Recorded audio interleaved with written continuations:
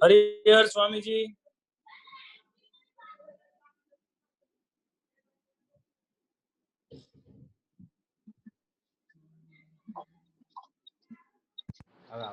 અવાજ આવે? હરિહર સ્વામીજી. હરિહર. હરિહર.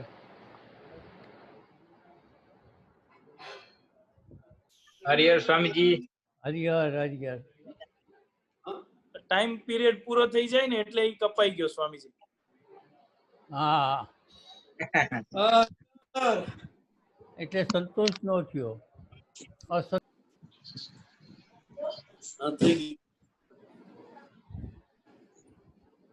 આપણે જ્યાં બાકી હતું ત્યાંથી ચાલુ કરો. આપણે જ્યાંથી વાત ચાલતી હતી કૃષ્ણ લીલા વાળી ત્યાંથી ચાલુ કરો. તો ક્યાંથી ગયા હોય? ગોપીએ કૃષ્ણએ કીધું કે ત્યાં તારી રાહ જોવે છે. એ તો પૂરું થઈ ગયું. હા, સમજાઈ ગયું તું? જયભાઈ પ્રશ્ન તમારો હતો પારેખભાઈ નો. બરોબર. એટલે એ જે અંદરના જે ભાવ છે અંતકરણના, અને એ ચોખ્ખા શુદ્ધ ભાવ કે જે તમોગુણ રજોગુણ વગરના, એનાથી તમે જે અંતરથી ચિંતન થાય એ થઈ જાય છે. એને લીલા ના કહેવાય. હા, હવે તમારો બીજો પ્રશ્ન કયો હોય તો આમાં સમાધાન થયું પ્રભુ? પૂરેપૂરું નથી થયું, હજુ પોતે કન્ફ્યુઝનમાં છું.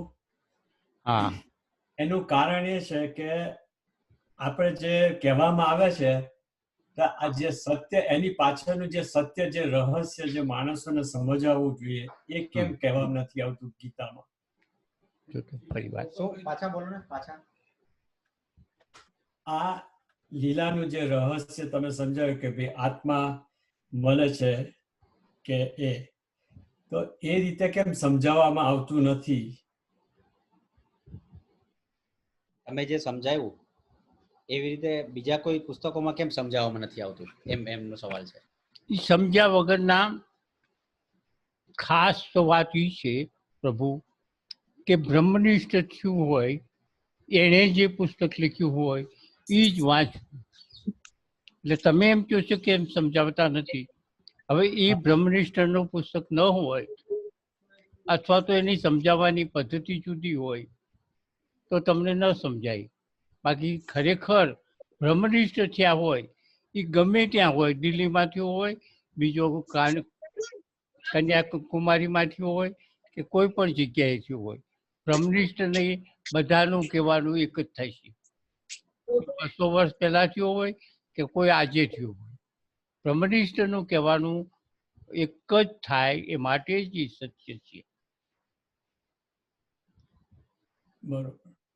એટલે કદાચ કોઈ એવા હોય એનું સાંભળેલું, અથવા તો કોઈ બ્રહ્મનિષ્ઠ ન થયો હોય એવા વ્યક્તિનું પુસ્તક વાંચેલું, ભલે બહારથી એનો દોડ દમાડ ખૂબ હોય, પુસ્તકનો પેલું ખૂબ હોય, પણ છતાં એ બ્રહ્મનિષ્ઠ ન હોય તો એ તમને બતાવી શકે નહીં સાચું.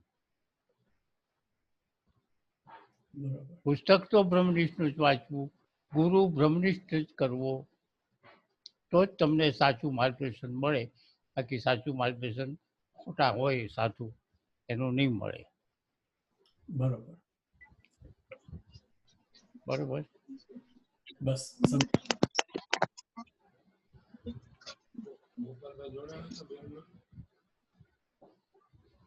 એ કોણ છે? માવજી, આપણા માવજી ફુવા. માવજી ફુવા.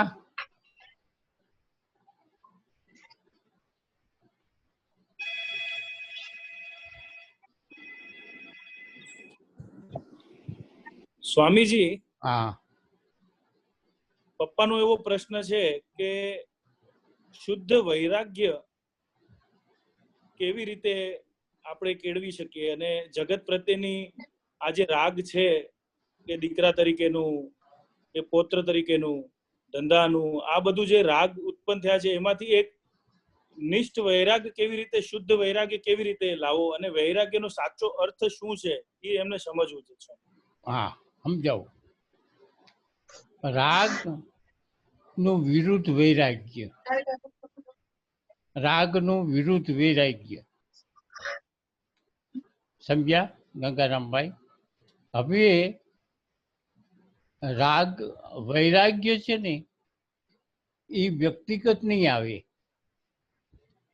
દાખલા તરીકે તમે ચા ઉપર તમારો વૈરાગ્ય લાવવો છે, તો એ ચા ઉપર વૈરાગ્ય લાવ્યા એ કૃત્રિમ છે. ચા મારે પીવી નથી એટલે ચાનો વૈરાગ્ય નથી થયો, પણ ચાનો ત્યાગ થયો છે. ત્યાગ અને વૈરાગ્યમાં બહુ ફેર. તમે કોઈ વસ્તુનો ત્યાગ કરો કે એમ કરીએ કે ભાઈ હવે મારે આજથી ચા પીવી નથી, તો એ ચાનો ત્યાગ કર્યો. ચા ઉપર વૈરાગ્ય નથી આવતો. વૈરાગ્ય સામૂહિક છે. વૈરાગ્ય બધા ઉપર એક સાથે આવે અને વૈરાગ્ય લાવ્યો નહીં લેવાય. વૈરાગ્ય એ સાધનાનું ફળ છે. હા, વૈરાગ્ય સાધનાનું ફળ છે. કોઈ તમે પ્રેક્ટિસ કરવાથી વૈરાગ્ય આવે એવું નહીં બને. આખા જગત ઉપર એક હારે વૈરાગ્ય આવશે. પછી દીકરો હોય, દીકરી હોય, ભાઈ હોય, બાપ હોય, ગમે તે હોય કે જગત ઉપર, પછી સાધનો ઉપર વૈરાગ્ય લાવ્યો નહીં લેવાય. વૈરાગ્ય સાધનાનું ફળ છે. એટલે સાધના કરતા જાઓ એને વૈરાગ્ય આવતો જ છે અને આવે છે. ગંગારામભાઈમાં વૈરાગ્ય આવતો જાય છે. આછો આછો આછો એમ કરતા કરતા પૂર્ણ વૈરાગ્ય આવી જશે. એમના સાધનાઓનું ફળ છે. સાધના કરતા જાઓ અથવા અત્યારે એમનું જે જીવન છે, જીવન બહુ સારું છે. કેવું છે કઈ ગંગારામભાઈને પૂછ્યું છે આ બાબતમાં, વૈરાગ્ય બાબતમાં સંતોષ થયો? હાલો, હવે પૂછો કોઈ બીજા કોઈને પૂછવું હોય.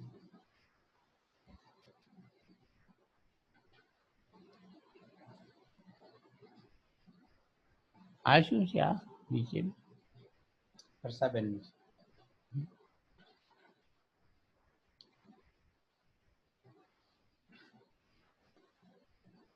એ કોણ છે? અરુણભાઈ. અરુણભાઈ.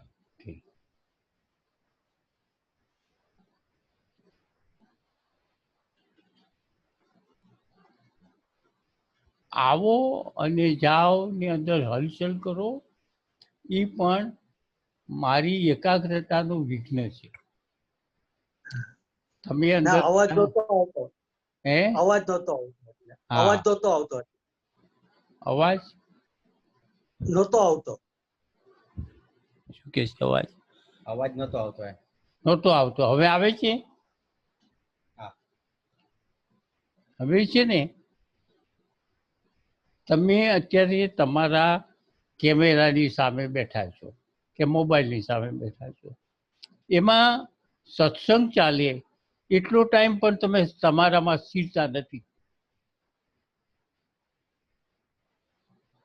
હલ્યા હલ, કાં ખુરશી ઉપરથી ઊભા થાઓ છો, કાં ખુરશી ઉપર આવીને બેહો છો, પછી પંખો ચાલુ કરો છો, પછી પાછા આમ જાઓ છો, પછી પાછા બીજા કોકને બેહાડો છો ને હું આમ જાઉં, તું બે. સ્થિરતા, પહેલા તો સ્થિરતા કેળવું. આ સત્સંગ કરવો છો એટલે પરમાત્માની પ્રાપ્તિ વિશે તમારે હકીકત જાણવી છે. જ્યાં જ્યાં તમે મૂંઝાતા હો ત્યાં તમારે જાણવું છે. એમાં હલહલ શા માટે કરો છો? આટલા બધા હલો છો, કાં જાઓ છો ને કાં આવો છો ને કાં મોટું ખેરો થાય છે, નાનો છે. એક હરખા સ્થિર કેમ નથી બેસી શકતા બધા?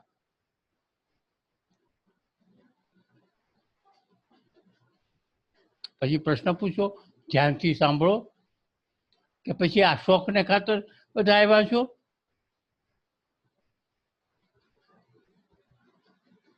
બરોબર છે. અરુણભાઈ નો કઈક સવાલ છે. અરુણભાઈ નો. હા, પ્રશ્ન પૂછવો હોય પૂછો હવે. અરુણભાઈ બોલો. નિર્વિચાર સ્થિતિમાં રહેવા માટે શું કરવું? નિર્વિચાર સ્થિતિમાં રહેવા માટે શું કરવું? સાધના કરવી. બીજો ટૂંકો રસ્તો? ટૂંકો રસ્તો તો વિયો ગયો સમય ઘણો. હવે ટૂંકો રસ્તો તારે માટે નથી. સમય ઘણો વિયો ગયો, પણ છતાંય બસ સાધના કરતા જાઓ, એમ કરતા કરતા થઈ જાય. બાકી નિર્વિચાર સ્થિતિ લાવવી તો એ છેલ્લી સ્થિતિ છે. નિર્વિચાર સ્થિતિ એટલે બ્રાહ્મની સ્થિતિ. તમે હા. નિર્વિચાર એટલે તમે ક્યાં છો? એક પણ વિચાર નથી આવતો એટલે તમે શું છો એમ વિચાર કરો. તમે બધાય એક સાથે વિચાર કરો કે તમારે એક પણ વિચાર નથી. અત્યારે તમારી બુદ્ધિમાં એક પણ વિચાર નથી. હા. તો તમે શું છો? હા. તો તમે બ્રહ્મ તત્વ જ છો. હા. હા. તમે શંખ ચક્ર ગદા વાળા નહીં. તમે બ્રહ્મ હા. તત્વ છો. તત્વ છો, આખા બ્રહ્માંડમાં વ્યાપ્ત છો, ઈ છો. નિર્વિચાર સ્થિતિ એટલે ઈ. નિર્વિચાર સ્થિતિ એવી નથી કે રહોડામાં લાડવા બનાવી લાડવા ખાયા અને નિર્વિચાર થઈ ગઈ. એટલું બધું સસ્તું નથી આ.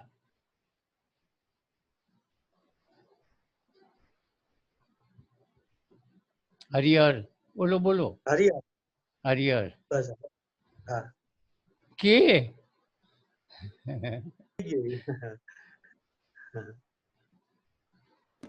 સ્વામીજી, હા જે આપણે કર્મ જે કરીએ છીએ હા એ બી કામ કરીએ છીએ એનો હું કરું છું એવો બી વિચાર નથી આવતો, હા અને તું કરાવે છે એવો બી વિચાર નથી આવતો. એવા કર્મ થઈ જાય છે. એમાં કોઈ કર્મ બંધન લાગતું હોય છે? ના, એ જે કર્મ થયા એ કર્મનું તમને ફળ મળી ગયું. એમાં એનું ફળ તમને ચિત્ત સુધીમાં મળે. કોમ્પ્યુટરની અંદર એવું હોય છે કે તમે આ એક એક વસ્તુ થાય, કઈ વસ્તુ ક્યાં જાય એની મેળે વહી જાય. એવી રીતે તમે નિષ્કામ ભાવે કર્મ કર્યું તો તમારી ચિત્ત સુધીમાં ગયું. તમે બીજું કઈ એક કર્મ કર્યું એ તમે સકામ ભાવે કર્યું તો એ તમારા અમુક ઓલામાં જાય. હવે જે તમે નિષ્કામ ભાવે એટલે તમે કરતા ભાવ જ નથી તમારામાં. આ તો એક મારે કરવું જોઈએ અને મને પરમાત્માએ આવી સગવડતા આપી છે એટલે હું કરું છું, એવા ભાવથી તમે કરો તો તમારા બધા જે કર્મો જે છે એ ચિત્ત સુધીમાં જમા થાય.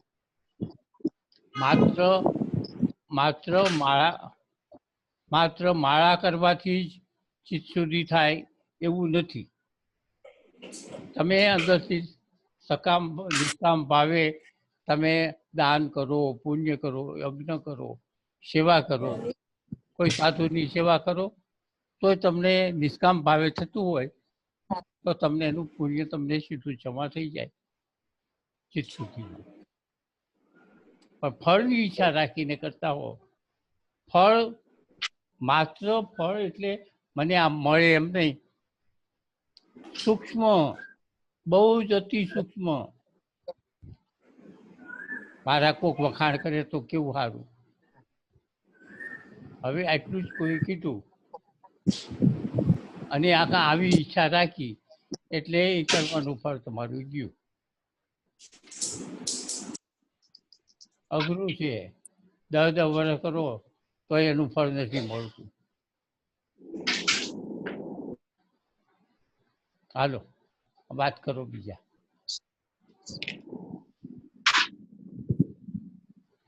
આ ભાઈ છે. હા હા ફાઇલ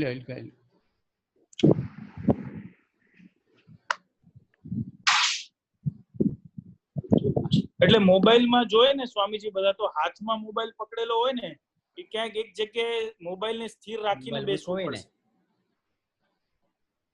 બધા મોબાઈલમાં જોવે ને શું કે મોબાઈલ આવી રીતે રાખ્યો હોય, હા ચડી જાય ને એટલે સીધો કરે પાછો. ઠીક એમ થાય. હા તો સ્ટેન્ડ કરી નાખો. હા, સ્ટેન્ડ ઉપર મોબાઈલ મૂકવાનું આગ્રહ રાખવો પડશે સ્વામી. બરોબર છે, તો આગ્રહ રાખવો જ જોઈએ, કારણ કે આ સત્સંગ છે. સત્સંગની અંદર આવી તકલીફ છે મોટી. સત્સંગમાં છે ને મારે લિંક તૂટી જાય. હું હામાં હલતા માણસને જોઉં એટલે મારી લિંક તૂટી જાય, કારણ કે હું મારી આંખોથી જોવાતું હોય કે આને રસ નથી, હવે હું આપણે કહેવું. હા, એવા ભાવ થાય તો. ભાવ થાય જ. હા, રસ હોય એ દેખાય આવે.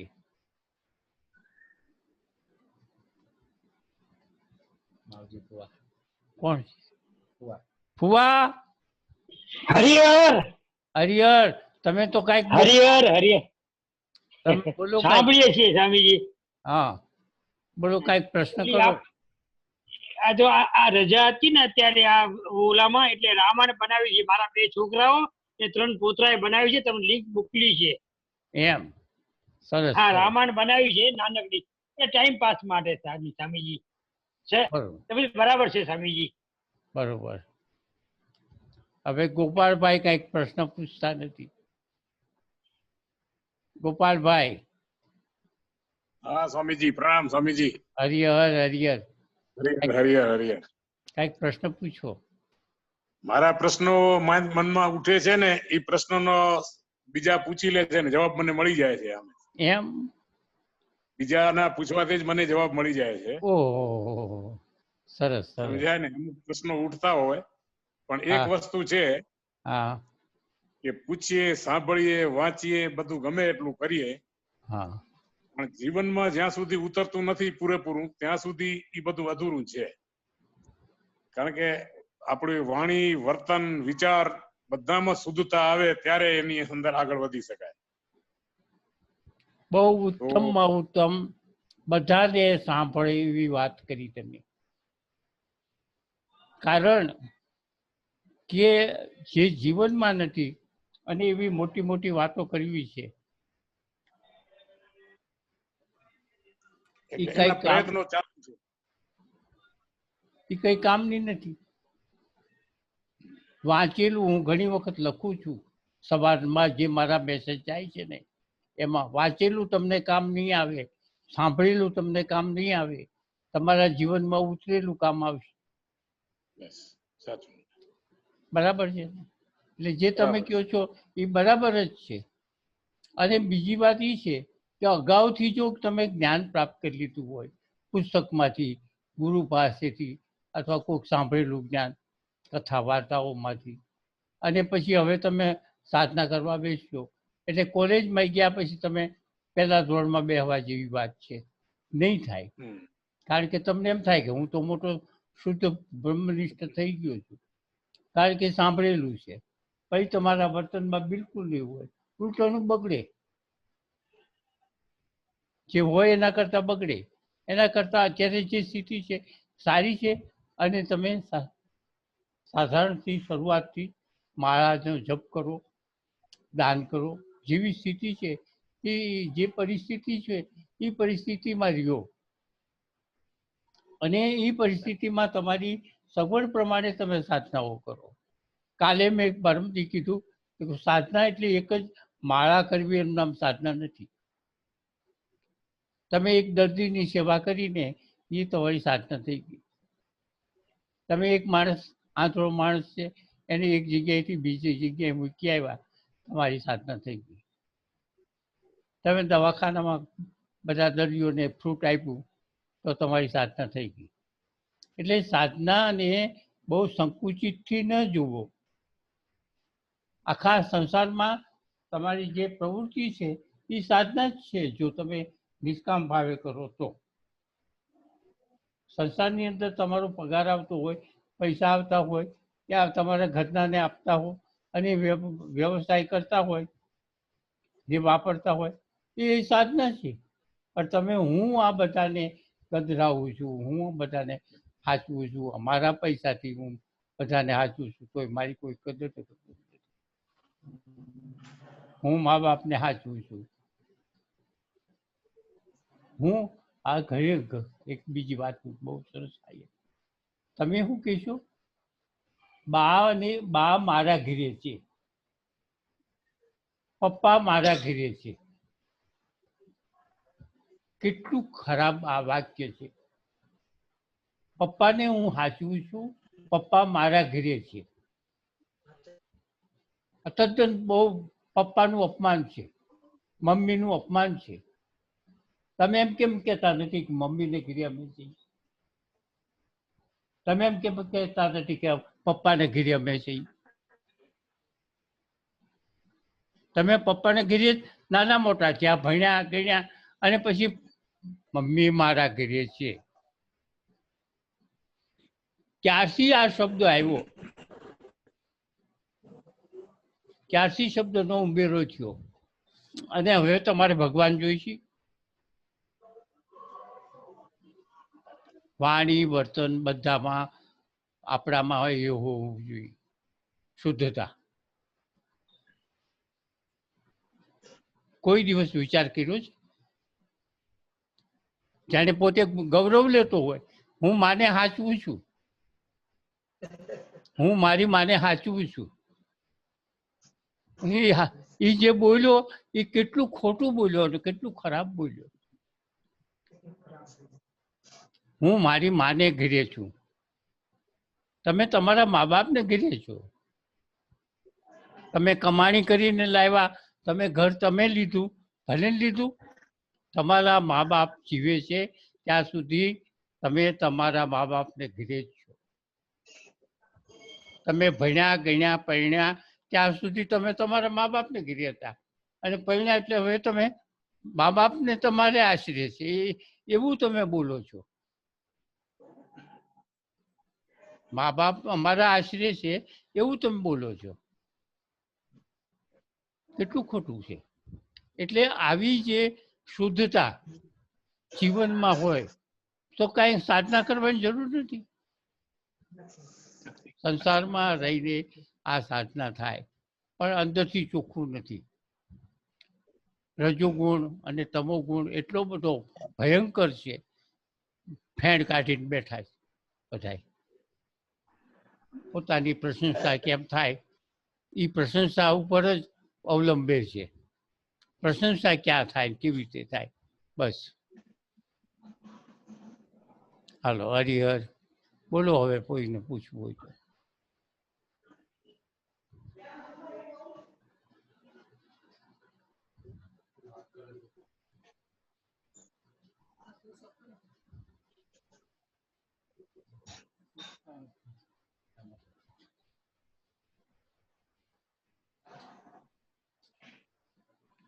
બોલો.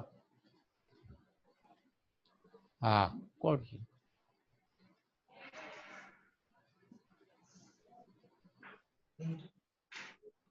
ચાલુ છે. હર્ષા છે? હા, આપણે નરેશભાઈ હાથ ઊંચો કરે. કોણ છે? નરેશભાઈ. નરેશભાઈ, પૂછો. નરેશભાઈ પૂછો, પૂછવું હોય. હા સ્વામીજી, હા, આપણે ગીતાજીમાં એક તમે મને બોલું આપણે છે વિષયોમાં રહે. હા, બોલો બોલો. હા, વિષયોમાં રહે ધ્યાન, તેથી આસક્તિ ઉપજે. જન્મે, આસક્તિથી કામના. કામથી એના ક્રોધ. વિશે જરાક, હા, એ શ્લોક જરાક અમને જ્ઞાન આપશો પ્રભુ,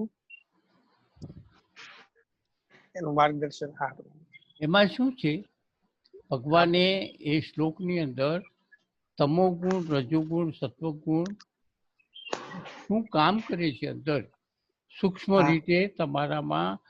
આપ તમોગુણ કાંઈ પકડી નથી શકાતો, કે કોઈ ઓપરેશન કરી અને તમોગુણને ચીપીથી લઈ અને બહાર મૂકવો હોય તો મૂકી શકાતો નથી. પણ તમે જ્યારે તમારી પ્રવૃત્તિઓ હોય ત્યારે તમોગુણ રજોગુણ એ દેખાય કે આમાં તમોગુણ આવ્યો. એટલે ભગવાને આ તમોગુણ ક્યાં પ્રગટ થયો, કેવી રીતે થયો, કેવું કામ કરે છે, એ એડમ મેં ભગવાને ગીતાની અંદર આ બતાવ્યું કે વિષયોમાં રહે ધ્યાન. વિષયોમાં રહે ધ્યાન એટલે વિષયો. વિષયો એટલે શું?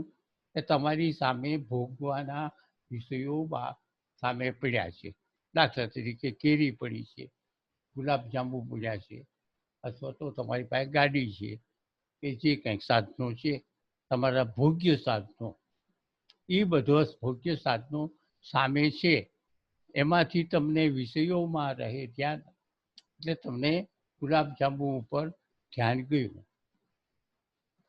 હવે વિષયોમાં રહે ધ્યાન, ગુલાબજાંબુ ખાવાની ઈચ્છા થઈ, એમ ભગવાને કીધું. વિષયોમાં રહે ધ્યાન, તેથી આસક્તિ ઉપજી. એટલે ભગવાને એમ કીધું કે તમે પહેલા માનો કે માર્કેટમાં તમે બજારમાં જઈ રહ્યા છો, ગુલાબજાંબુ સુંદર સરસ રીતે એક કંદોય બનાવી રહ્યો છે, ત્યાંથી તમે પસાર થયા, ગુલાબજાંબુ સરસ લાગ્યા, ખાવાની ઈચ્છા થઈ, એટલે ભગવાને કીધું વિષયોમાં રહે ધ્યાન. એટલે ગુલાબજાંબુ જોયા બજારમાં, અને એ જોવાથી તમારું ખાવાની ઈચ્છા થઈ, વિષયોમાં રહે ધ્યાન, તેથી આસક્તિ ઉપજી. આસક્તિ શું થઈ? ખાવાની ઈચ્છા. આ તમારા તમોગુણ, રજોગુણ, સત્વગુણના જે પ્રભાવ પડે છે એ પ્રભાવની વાત છે. વિષયોમાં રહે ધ્યાન, તેથી આસક્તિ ઉપજી. જન્મે આસક્તિથી કામ. હવે આસક્તિ તો થઈ, હવે કામ ઉઠ્યું. શું થયું? કે ગુલાબજાંબુ ખાવા છે, તો પછી ખીચું જોયું, ભાઈ ખીચામાં તો પૈસા નથી. જન્મે આસક્તિથી કામ, ગુલાબજાંબુ ખાવા છે પણ કામ કેવી રીતે ખાવા? પૈસા નથી, તો ગમે એમ કરી ઝઘડો કરી, પેલા પાસે ઉધાર માંગ્યા કે હું તને કાલે પૈસા આપી જઈશ, આજે તું મને આટલા ગુલાબજાંબુ દે. પેલા એ ના પાડી ગુલાબજાંબુ આપવાની, એટલે તરત પેલો કે તું મને ઓળખતો નથી, હું કોણ છું? એટલે થયો ઝઘડો. જન્મે આસક્તિથી કામ, કામથી ક્રોધ. પેલા એ ના પાડી એટલે ક્રોધ આવ્યો. જન્મે આસક્તિ કામ, કામથી ક્રોધ, ક્રોધથી મૂઢતા આવે. હવે જુઓ, ભગવાને બહુ સરસ માનસ શાસ્ત્રનો અભ્યાસનો નિચોડ તમને આપ્યો છે. મનુષ્યના અંદરના વિચારોનો નિચોડ, કે જ્યારે ક્રોધી મનુષ્ય થાય ત્યારે એના અંદરના મનની અંદર વિચારો કેવા તરંગો કરે છે, એ ભગવાને આની અંદર આખું આપ્યું. ક્રોધથી મૂઢતા આવે. હવે શું થયું? તમે પહેલા હાલ્યા જાઓ છો બજારમાં,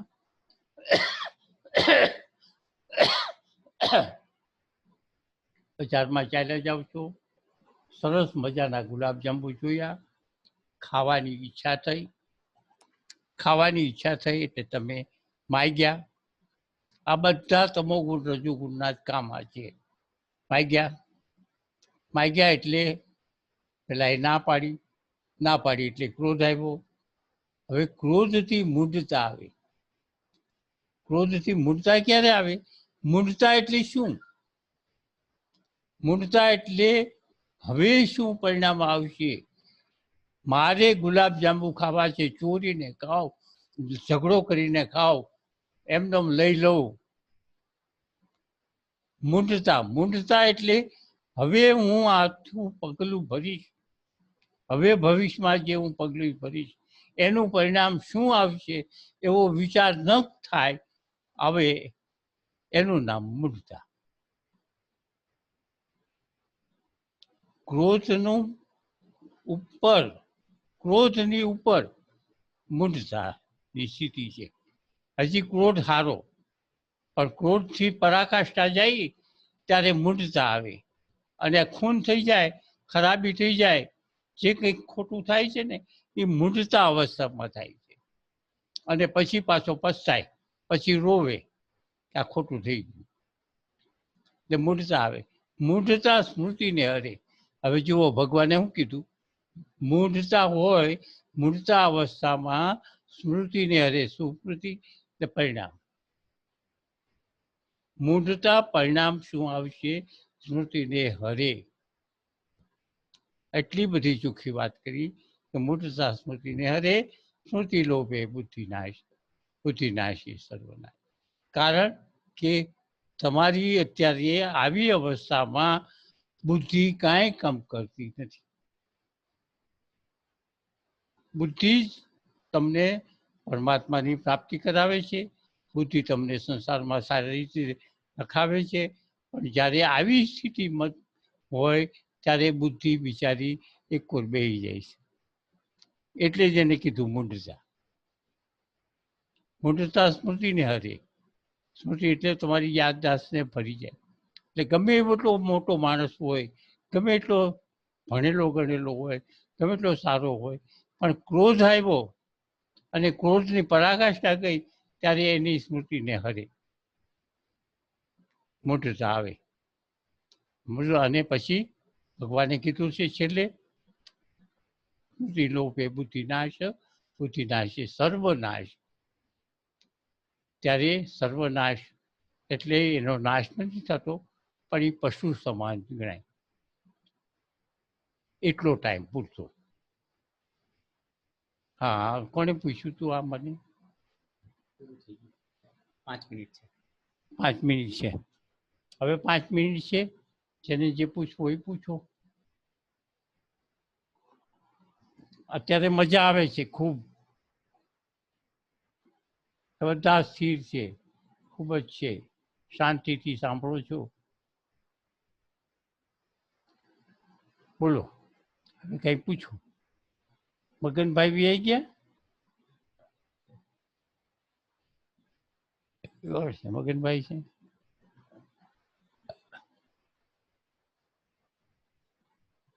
નીતેશભાઈ કઈ પૂછે?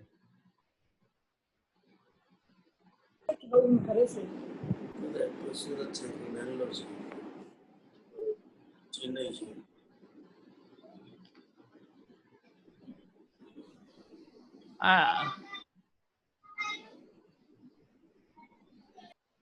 પૂછો, કોઈને પૂછવું હોય. આરેખભાઈ, તમારે કાંઈ પૂછવું છે?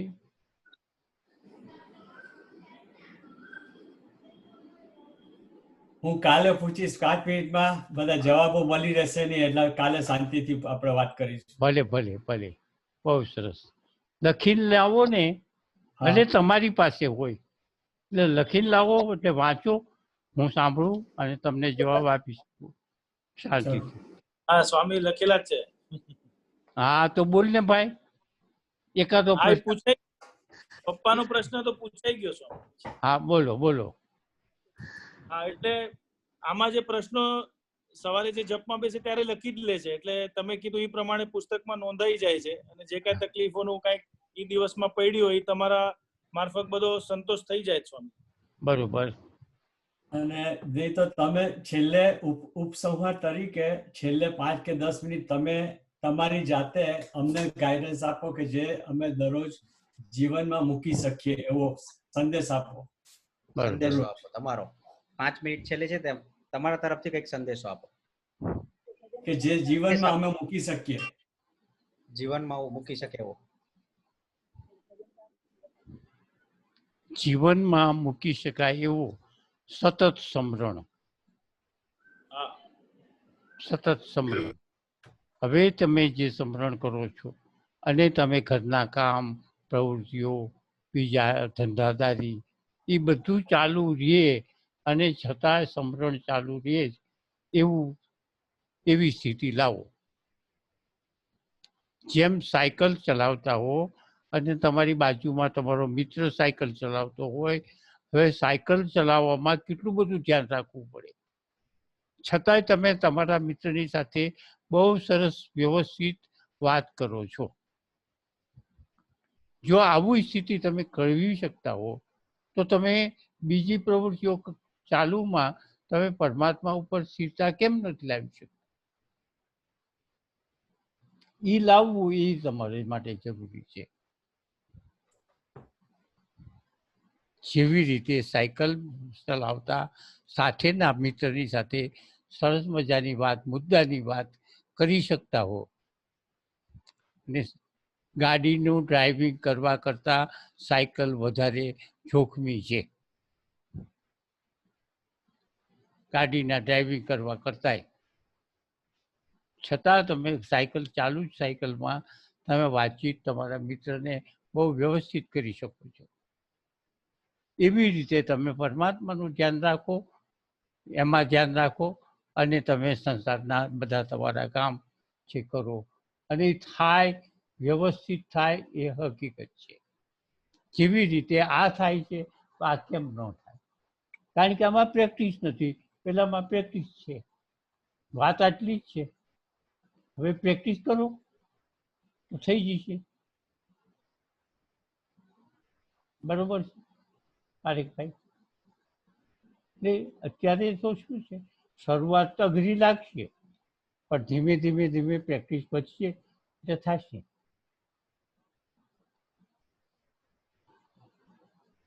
મિતેશ? જી સ્વામીજી. હા ભાઈ, પૂછવું છે. 2 મિનિટ છે, 2 મિનિટ છે. બસ સ્વામીજી, હવે તબિયત સારી રહેશે ને સ્વામીજી? હા તમને અનુભવ એટલો સમય આપણે કરશું સ્વામીજી. હા, 1 કલાક. 1 કલાક. 1 કલાક મારે માટે. હવે એક બીજી વાર્તા કરું પણ બહુ લાંબી છે. કેટલી મિનિટ બાકી છે? 1.5 મિનિટમાં કહી નહીં શકું. કહું? હા કયો સ્વામી, જેટલું શ્રવણ થાય એટલું. એક વાર્તા છે, વાર્તા. સમજ્યા? એક નાનું એવું ગામડું હતું અને 150-200 વર્ષ પહેલાની વાત છે કે નાના એવા ગામડામાં પેલા બારવટિયાઓ બહુ હતા કાઠિયાવાડમાં. અને બારવટિયાઓ ગામ ભાગવા આવતા. હવે ગામ ભાગવા આવે ત્યારે શ્રીમંતો જેવો શેઠિયાઓ એના ઘરે બારણા તોડી અને કાઢીને લૂંટે. આ 150-200 વર્ષ પહેલા આ પ્રમાણે ચાલતું હતું રિવાજ. એવી રીતે એક ગામડામાં બારવટીયો આવ્યો અને પાછો રિવાજ એવો કે બારવટીયો આવે ને ત્યારે એ ગામના પોતાના ગામના માણસો હોય ને એ વગાડે ઢોલ. એને બુંગીઓ કહેવામાં આવે. એ અમુક પ્રકારથી જ એને વગાડે તો સમજે કે અત્યારે કોઈ ભયનું વાહન છે. એવી જાતનો તાલ હોય. એ તાલ જે ચાલુ લગ્નનો તાલ જુદો હોય, મરણનો તાલ જુદો હોય. ત્યારે બારવટીયો આવે ને ત્યારે એનો તાલ જુદો હોય. એવી રીતે એને એમ કે બુંગીઓ વાગ્યો. હવે બુંગીઓ વાગે ને ત્યારે સુરા જાગે. શૂરવીરો હોય ને એ બાંધ્યા ન રહે, ગમે ત્યાંથી આવી અને બારવટિયા હામાં થાય એને કહેવું ન પડે. હવે એ ગામની અંદર એક ઘાંચી અને એક દરબાર બાજુમાં રહે. બે બાજુમાં રહે. એક ઘાંચીનું ઘર. આ ઘાંચીના ઘરમાં